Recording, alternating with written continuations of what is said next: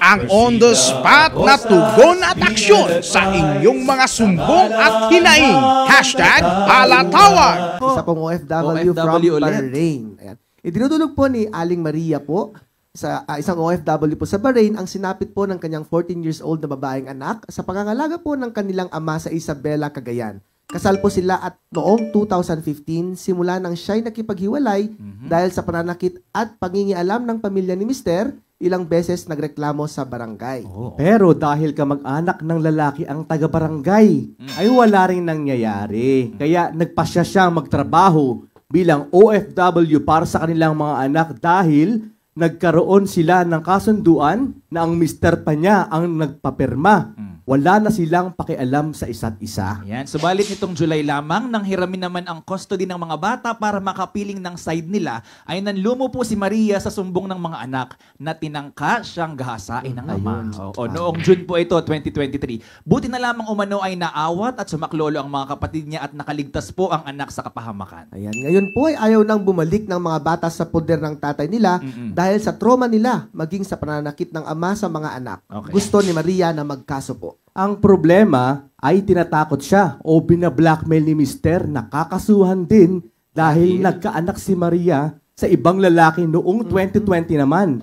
Subalit nagkahiwalay din. Hindi na raw niya alam ang kanyang gagawin. Idinadaan na lamang po sa pagluha dahil ang hirap po ng nasa ibang bansa. Okay. Pasok po, ma'am. Ma'am Maria. Ang Ate biktima, Maria. minor, 14-year-old yung may Ang concern ko, nasa na mga bata, kaya... Hello. Yan, ma'am. Hello. Ma'am, Hello nasa po, na mga ma'am. bata ngayon? Sinong kumukupkop? Nasa abroad ka eh. Yung mama ko po ngayon, ma'am, nasa Cagayan na po sila ngayon. Okay, at desidido ba Lola. na yung anak mo ay magkaso? Kasi kahit wala ka, yung lola, pwede mag-assist sa apo niya para makapagsamba ng kaso sa ama ng attempted Opo. rape. Saan Opo, saan ma'am. sa Cagayan sila? Saan sa Cagayan? Kaso nga, Saan sa Cagayan? apari ate? po. Apari. Ma'am. May Apari distrito po. po tayo dyan. Apari. Ayan. Apo. Wag kang aalis sa linya o kaya tatawagan ka ni Gerald para maibigay yung number ng nanay mo para makipagkita sila. Tatawagan sila ng Paul lawyers natin sa Apari. Sige po, ma'am. Oo. At tayo ay makakasigurado na mabibigyan ng hustisya ang anak mo. Huwag mong katakutan na buweltahan ka. Importante yung anak mo ay mabigyan ng hustisya yung nangyari.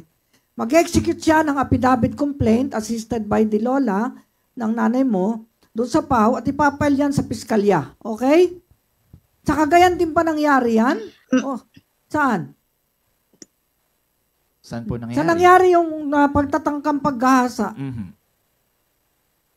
Sa Isabela po, ma'am. Isabela. Nung nasa Isabela pa lang po sila.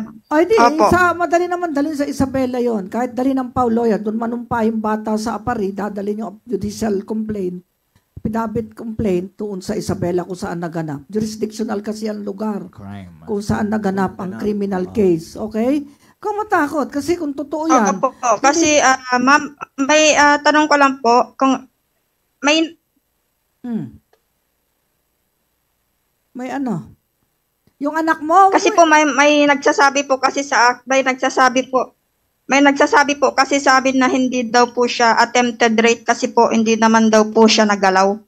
Ay bakit? Ano bang ginawa? Pinatungan lang? Anong ginawa?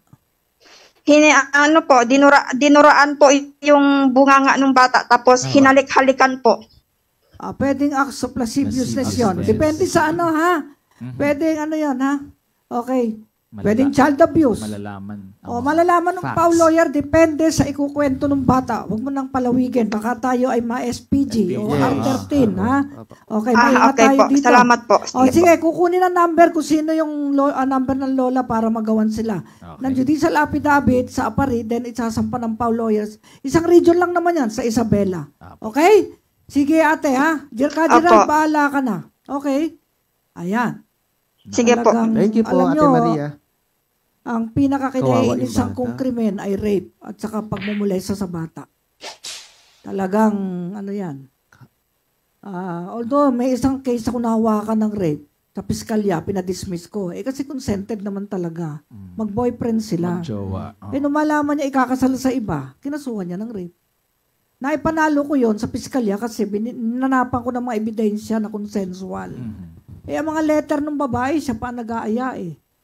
At may mga bastos ng mga lingwahe. So talagang nabasa ng piskal sa Malolo, sabi niya, Attorney Acosta, i-dismiss ko to. Dito mananalo sa court, tong rape na sinampa nung kalaban ng kliyente niyo. So ayun, nakapagpakasal na maayos na yung kliyente ko. Iniwan niya yung girl, na yung nagalit, rest back. May motive, no?